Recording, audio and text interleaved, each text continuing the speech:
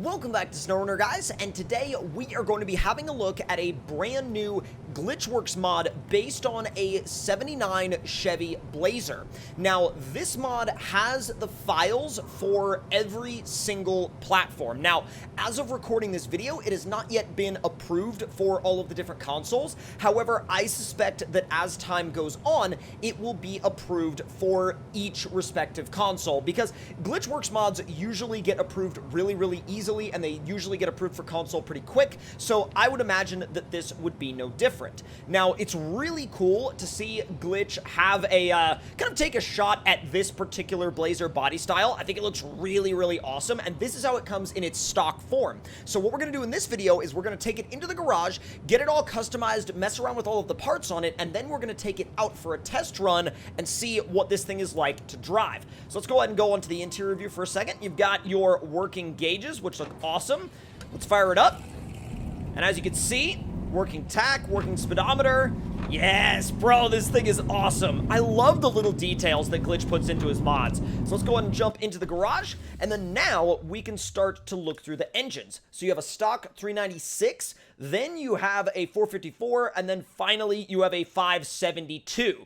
Now, I think you all know what we have to do here. We have to go, well, we don't have to go straight to the 572, but I want to go straight to the 572. I think the 572 is definitely going to be where this thing is going to be the happiest. So let's see. 5-speed default box, 6-speed highway box, 4-speed off-road.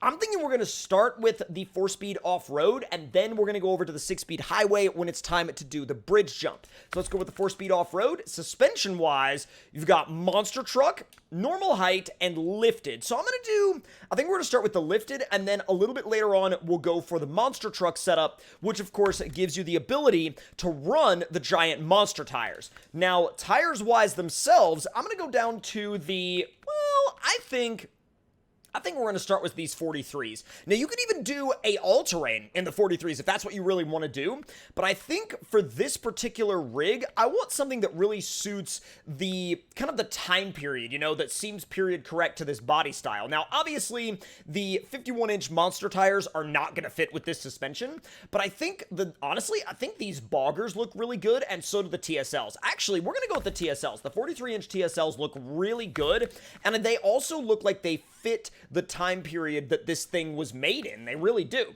Now, you can either remove the rear seat or leave it in there. I'm going to leave it in there. You have, let's see, a 5-light light bar, or you have a 7-light Baja bar. I really like the Baja bar. Now, roof-wise, you have cab lights, the rear roof itself, which can be removed if you want that basically, you know, convertible aspect, because this was essentially a quote-unquote convertible SUV back when it originally came out. And then the visor is also basically, you know, installable, removable, to your personal taste and desires. Now, rear supplies will remove the rear seat, but I think I'm going to leave the rear seat in there. And then rear bumper, we have a stock one, an overland style one, or a stock with a spare. So I think what we're going to do is we're going to do the overland style bumper.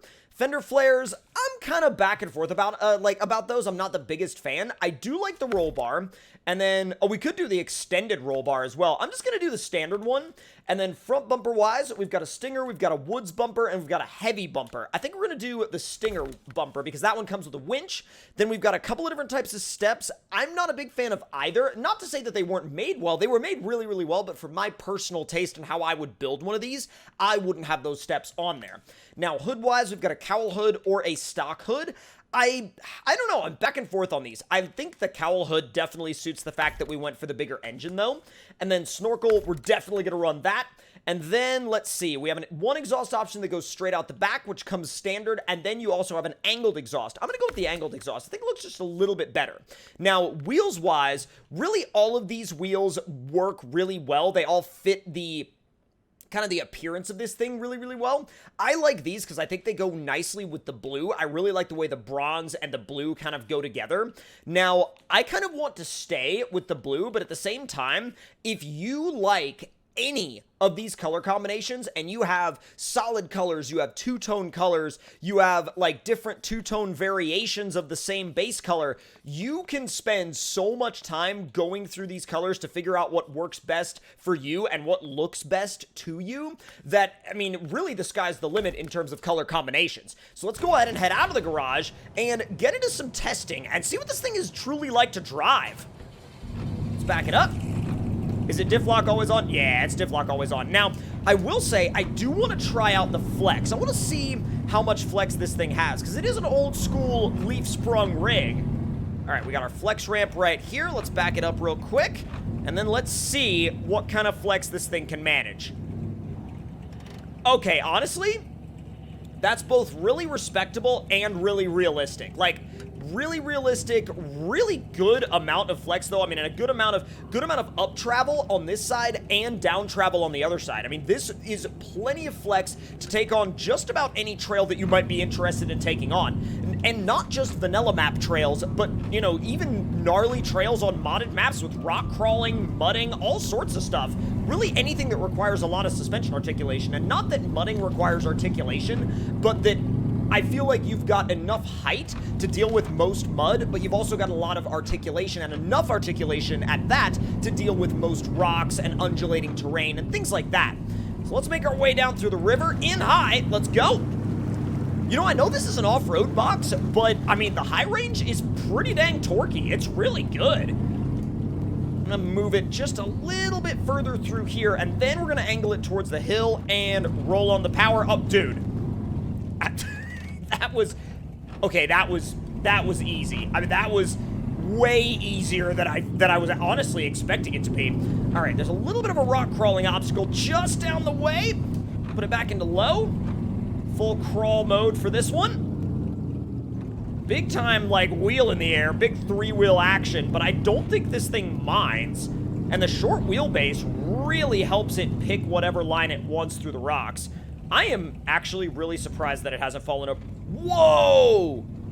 Dude, okay. The fact that it had a low enough center of gravity to make a move like that is mad props, dude. Mad props to this thing for that. And then, well, we may or may not have put it on its nose, but it's okay, because it comes right back down, because the center of gravity is super well tuned. Let's ease you back down this main hill. And there you go.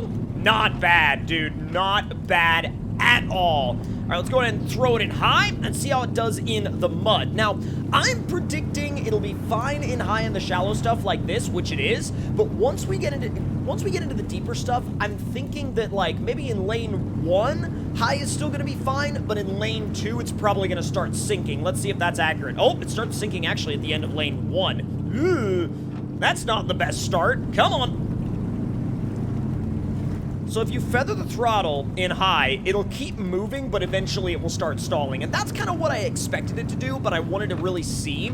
I think low is going to be the best place for it. Maybe low plus. Kind of back and forth on that. Let's see.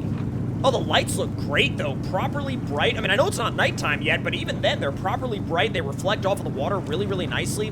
Let's put it back into standard low. I think it's going to have a lot more grip potential in just normal low.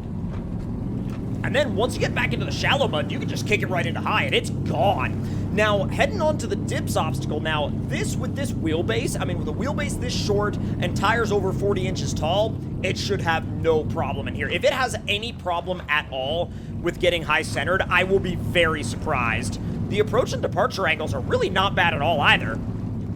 Dipping it in. Oh, dude. You could do obstacles like this. With a wheelbase like this, you could do obstacles like this just straight ahead. I haven't had to angle it even once, and it hasn't even thought about high centering itself. Look at how well it does that. Wow. Yeah, this thing never even thinks about getting high centered. The wheelbase is perfect for it. All right, let's bring you on up out of there. Easy does it, and park it right here. We're going to give it a quick repair. I don't think it needed one, but we're going to give it a quick repair anyway. Then we're going to do the monster suspension, and now it's time for the monster tires. The monster tires, oh, those are not the monster tires. These are the monster, there we go. Monster tires and highway gearbox. And then we'll make it just a little bit nicer outside on the weather side of things. And now we're gonna make our way up to the bridge jump. Now, I want you guys to let me know in the comment section down below, before we have made the bridge jump, I want you to let me know in the comments what you think is going to do, and then I want you to comment down below once we've done the bridge jump as to whether or not you were surprised with the outcome. So let's see. What do you think, Beans? What do you think it's going to do? Yeah, me too. Alright, easy does it. Where did that... Oh, God. Is it bad that the second I saw that bird, like, I immediately was like, oh my God, it's Off-Road Outlaws. And then I was like, I need to, like, where's the pew-pew device? Oh, alright, hold on. There we go. Going back up the hill. Oh, stop. High range isn't quite as fast in the highway box as I thought it was going to be. Like, it's quick, but it's not like, you know, like rip your doors off levels of quick. Oh my God. All right, we're going. My dude's head is in the back seat. Come on, let's go. Wow, that was, I mean, apart from the suspension and the fuel tank absolutely, like, grenading themselves, that was an extremely successful bridge jump. Really successful. Like, again, apart from the suspension damage and the fuel tank damage, that was basically perfect. Now, if you guys enjoyed this video, and of course this look at this truck, make sure to let me know your thoughts and opinions in the comments below. Hit the like button if you enjoyed, subscribe if you're new, and I will see you guys next time. Talk to y'all later.